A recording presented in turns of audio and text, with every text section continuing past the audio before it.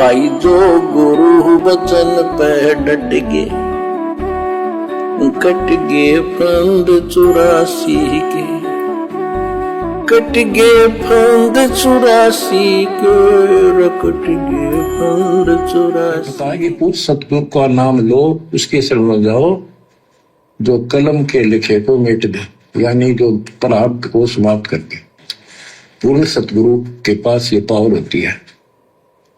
गरीब सतगुरु को कुर्बान जा, कर्म छुड़ाए कोट, जो सतगुरु की निंदा करे, जम तोड़ेंगे ओठ।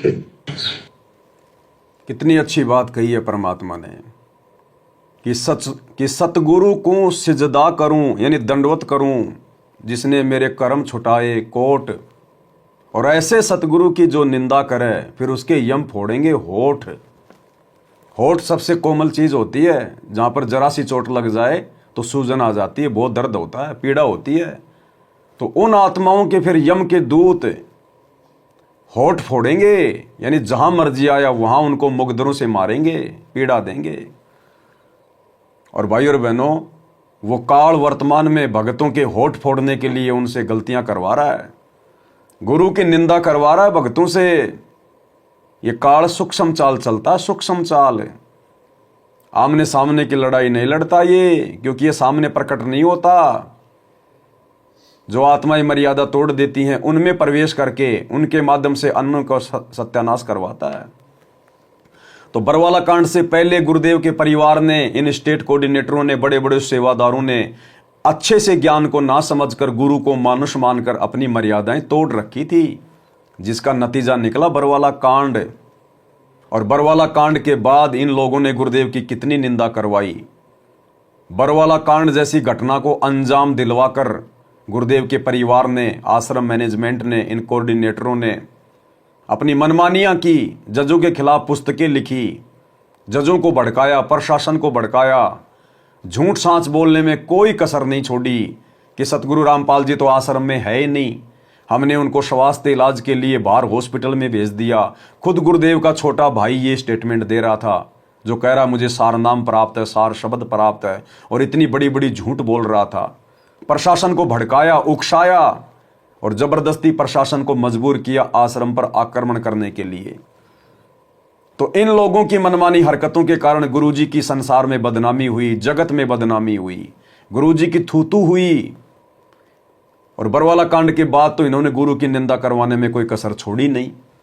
2019 में गुरुजी का नाम लेकर पीला पर्चा निकालकर कांग्रेस को वोट डलवाए, कांग्रेस का समर्थन करवाया। तो बीजेपी वाले गुरुजी की निंदा करेंगे या नहीं करेंगे? जबकि हमारे गुरुजी का तो राजनीति से मतलब ही नहीं है। अब 2024 में इन्होंने पीला पर्चा निकालकर गुरुजी का आदेश बताकर काल प्रेरणा से और बीजेपी सरकार का समर्थन करवाया, बीजेपी सरकार को वोट डलवाए। तो बताओ अब वो कांग्रेस वाले गुरुजी को गालियां देंगे या नहीं देंगे? गुरुजी की निंदा चुगली करेंगे या नहीं करेंगे? तो ये है काल की सूक्ष्म चाल। वो इस प्रकार से भगतों को अपने जाल में फंसाता है, मर्यादा तोड़वाता है। तो ये जितने भी हमारे भगत भाई बहन हैं जो गुरुदेव के कलयुगी परिवार के पीछे आंख बंद करके चल रहे हैं, भाई और बहनों, ये सब के सब गुरुदेव की निंदा के दोषी हैं, निंदा के दोषी। और ऐसी आत्माएं फिर पार तो हो नहीं पाती, फिर वो काल के हत्थे चढ़ेंगी और काल फिर गुरु निंदा के दोष के कारण ऐसी आत्माओं के होठ फोड़ेगा, होठ।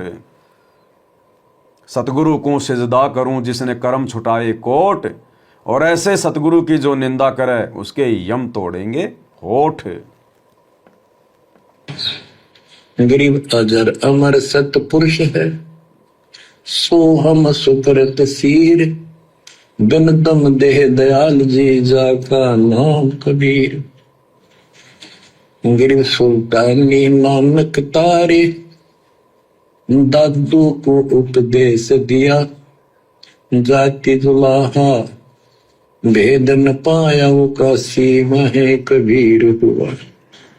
गरीब नानक तो निर्भय किया, वह गुरु सत जान, अदले पुरुष पिछानिया, पूर्ण पद निर्वाण। गरीब दादू का पिंजर पड़ा और नानक की दे, इनमें सतगुरु कौन सा हमको बड़ा संदेह। अब क्या बताते हैं कि संत का शरीर रह जाता है, लेकिन वो शरीर सतगुरु नहीं है। जिसको ये शरीर मिला हुआ था, जिसने इतना जब ज्ञान आपको प्राप्त करके दिया, नाम दिया, उसके अंदर जो हंस आत्मा है, रही है, वो है सतगुरु। क्या कहना चाहते हैं परमात्मा? गरीब देही को सतगुरु कहे यो तो धुंधर ज्ञान। जो केवल इस शरीर को ही सतगुरु मानते हैं, जैसे हमारे गुरुदेव भगवान हमें शरीर में दिखाई देते हैं, असल में गुरुदेव शरीर में नहीं है। उनकी देह, उनका शरीर, उनकी बॉडी आप और हमारी तरह 5 इन तत्वों से मिलकर नहीं बनी है। उनकी तो नूरी देह, नूरी शरीर है, शब्द स्वरूपी अंग हैं। लेकिन हमें समझा रहे हैं परमात्मा कि हमने केवल उस शरीर पर ही आश्रित नहीं रहना, मार खा जाएंगे। हमने सतगुरु को शब्द रूप में मानना पड़ेगा, शब्द रूप में सतगुरु की पूजा करनी पड़ेगी। हम हैं शब्द, शब्द हम माही, और हमसे भिन्न और कछु नाही। ये शब्द तो सतगुरु ने केवल इसलिए धारण किया है ताकि सतगुरु हमें ज्ञान सुना सके, हमें भक्ति प्रदान कर सके, हमें अपनी शरण में ले सके, नाम दीक्षा दे सके। इसलिए इस कबीर परमात्मा को ये चोला धारण करना पड़ा वर्तमान में। अन्यथा कबीर परमेश्वर का कोई शरीर नहीं है, हार्ड चाम की बॉडी नहीं है। वे तो शब्द स्वरूपी राम हैं, वो तो एक शक्ति है। शब्द यानी शक्ति, पावर। तो भाई और बहनों, गुरुदेव ने शब्द, ये शरीर तो केवल हमें ज्ञान समझाने के लिए जो है धारण किया है। और ये ज्ञान तो परमात्मा वैसे भी सुना दे, आकाशवाणी के माध्यम से भी परमात्मा हमें ज्ञान सुना सकता था। लेकिन आप और हम जीवों का इतना सामर्थ्य नहीं है कि हम आकाशवाणी पे विश्वास कर सकें। इसलिए परमात्मा ने शरीर धारण किया ताकि हमें आशीर्वाद भी दे सके और हमें संत रूप में परमात्मा के दर्शनों का लाभ भी मिल सके। कबीरा दर्शन साधु का मुख पे बसे सुहाग, और दर्शन उन्हीं को होते हैं जिनके पूर्ण भाग। तो हमें हर प्रकार से भक्ति का लाभ देने के लिए परमात्मा ने यह शरीर धारण किया है, नूरी शरीर विदे। तो भाई और बहनों, हमने केवल शरीर के ऊपर ही आसक्त नहीं होना, आश्रित नहीं होना। ठीक है, जब तक गुरुदेव भगवान धरती पर रहेंगे, संत रूप में रहेंगे, जो चोला उन्होंने धारण कर रखा है, जिस चोले में वो रहेंगे, जिस शकल में वो रहेंगे, वो भी हमारे लिए महत्वपूर्ण है। हमने उस शरीर को देख देख के हमारे भाव बनाने, हमारा उनके अंदर वो प्रेम पैदा हो जाए। लेकिन हमने अंततः शरीर पर ही आश्रित नहीं रहना। अगर कल को गुरुदेव भगवान जो मर्जी लीला करके सतलोक जाते हैं, तो हमने फिर पीछे से रोना नहीं है, धोना नहीं है। ये लो जी, गुरुजी तो गए, गुरुजी तो मर गए, गुरुजी तो सतलोक गए। अरे वो तो केवल एक शरीर है जो परमात्मा ने एक चोला धारण किया है। वो सतगुरु की मर्जी, चाहे छोड़ के जाए, चाहे सह शरीर 650 साल पहले की तरह साथ में लेके जाए। वो मालिक की मौज, मालिक की मर्जी, ये तो सबका छूटेगा। हमने असल में उस शक्ति को मानना है जो शब्द है। हमने शब्द रूप में अपने गुरुजी को मानना है। यानी गुरुजी ने हमें शब्द दे दिया अपना कि ये शब्द तुझे सतलोक लेके आएगा, ये शब्द ही तेरा गुरु है। शब्द गुरु चित चेलारे, शब्द गुरु चित चेलारे। यानी गुरु ने हमें जो शब्द दे दिया वो हमारा गुरु है। हमने उस शब्द के साथ में चिपक के रहना है। हमने उस शब्द की पूजा करनी है, उसका सुमरण करना है, उसका जाप करना है। और जो मर्यादा गुरुदेव ने बता दी, उन मर्यादाओं को अंत तक निभाना है। फिर उस शब्द रूपी विमान में बैठाकर सतगुरु हमें अपने निज लोक सतलोक में लेके जाएगा। क्योंकि परमात्मा ने ही 21 ब्रह्मांड के सारे नियम बना रखे हैं। इस काल को तो केवल परमात्मा ने एक राजा के रूप में बैठा रखा, एक नौकर के रूप में, कि तेरे को यहां पर राज करना है। ये 21 ब्रह्मांड भाई और बहनों, परमात्मा ने बताया सतलोक की जेल है। जैसे हमारे देश की जेल है दिल्ली में, तिहाड़ जेल। कोई भी व्यक्ति यदि कोई अपराध करता है, कोई जुर्म करता है, तो उसको सजा देने के लिए तिहाड़ जेल में भेजा जाता है, उसको सुधारने के लिए। इसी प्रकार सतलोक में जो आत्माएं गलतियां करती हैं, उन आत्माओं को सुधारने के लिए, उस गलती की सजा के लिए ये 21 ब्रह्मांड परमात्मा ने एक जेल बना रखी है, और ये जो काल है इसको यहां का जेलर बना रखा है। तो ये तो केवल नौकरी करता है परमात्मा की, नौकर है सतगुरु का। आप और हम आत्माओं ने सतलोक में गलती की थी, इस नौकर के ऊपर आस्था कर ली हमने, अपने सतगुरु से आस्था हटा ली। तो परमात्मा ने हमें सजा देने के लिए यहां इस नौकर के साथ भेज दिया, इस जेलर के साथ में, और हम अपनी सजा काट रहे हैं। अब बड़े सौभाग्य से भाई और बहनों, कलयुग की पिछली पीढ़ी का समय आ गया, आप और हमारी सजा पूरी होने को आ गई। 10, 15, 20 साल की सजा बती है, बस 10, 15, 20 साल की। देखो, कोई व्यक्ति जेल में चला जाता है और मान लीजिए उसने 6 महीने की जेल काटी, और 6 महीने के बाद में जब वो अपने वकील के माध्यम से अपनी जमानत की अर्जी लगवाता है कोर्ट में, और मान लीजिए उसकी जमानत की अर्जी स्वीकार हो गई, और वकील ने उसको सूचना दे दी कि भैया आपकी जमानत की अर्जी स्वीकार हो गई, आपको 4 दिन बाद में जमानत मिल जाएगी।